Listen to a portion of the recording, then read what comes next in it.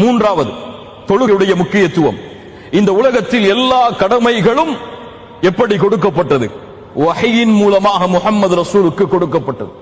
ஒரே ஒரு கடமை மட்டும்தான் நேரடியாக அல்லாஹுவால் கொடுக்கப்பட்டது. என்ன கடமை?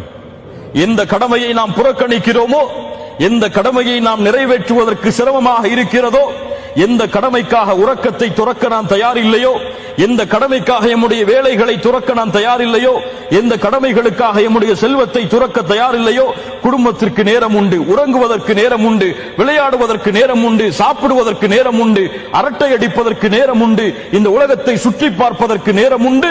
எந்த இறைவனை வணங்குவதற்கு 5 நேர தொழுகைகளை ஒரு நாளில் சரிவர தொழுக முடியவில்லையோ, இல்ல மாஷா அல்லாஹ், அந்த கடமையை அல்லாஹ் நேரடியாக நபிக்கு கூறினார். சுப்ஹானல்லாஹி ரப்பில் ஆலமீன். அதுவும் எப்படிப்பட்ட கடமை? யாரும் இந்த கடமையிலிருந்து விலக முடியாத கடமை. ஜகாத் செல்வந்தவர்களுக்கு, ஹஜ் செல்வந்தவர்களுக்கு, உடல் வலிமை உள்ளவர்களுக்கு, நோன்பு உடலில் தாக்கத்துள்ளவர்களுக்கு, சக்தி உள்ளவர்களுக்கு. ஆனால் யாராக இருந்தாலும் அவர் நோயாளியாக, அவர் மரண படுக்கையில், அவர் உயிருள்ளவராக, சுகமுடையவராக வயதை அடைந்து விட்டால், இவர்கள் யாராக இருந்தாலும், போர்க்களத்தில் அவர் நின்றாலும் இதை விடுவதற்கு அனுமதி கிடையாது.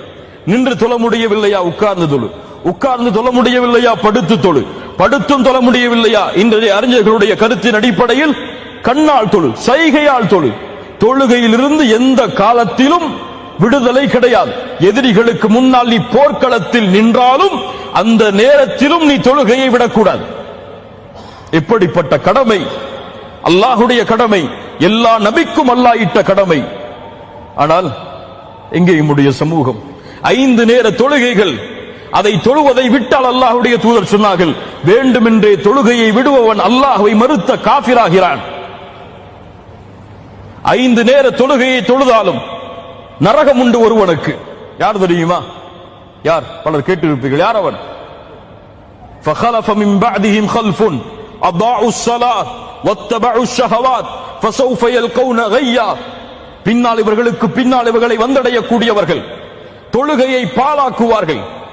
தொழுகையை பாழாக்குது என்றால் இப்னு அப்பாஸ் ரலியல்லாஹு அன்ஹுமா சொன்னார்கள், அஹ்ரூஹா அன் வக்திஹா, தொழுகையை அதனுடைய நேரத்திலிருந்து தவறி தொழுவார்கள். இவர்கள் நாளை மறுமையில் நரகத்தில் கையா என்ற ஓடையை சந்திப்பார்கள். பெரியவர்களை, சிறியவர்களை, தாய்மார்களை, வயதில் தொழுகையை கடமையானவர்களை, தொழுகையை அதனுடைய நேரத்தில் தொழவில்லை என்றால் நரகம். சுபஹை சுபஹுடைய நேரத்தில், லுஹரை லுஹருடைய நேரத்தில் தொழவில்லை என்றால் நரகம். தொழுகையை விட்டால் அல்லாஹ் பாதுகாப்பானாக.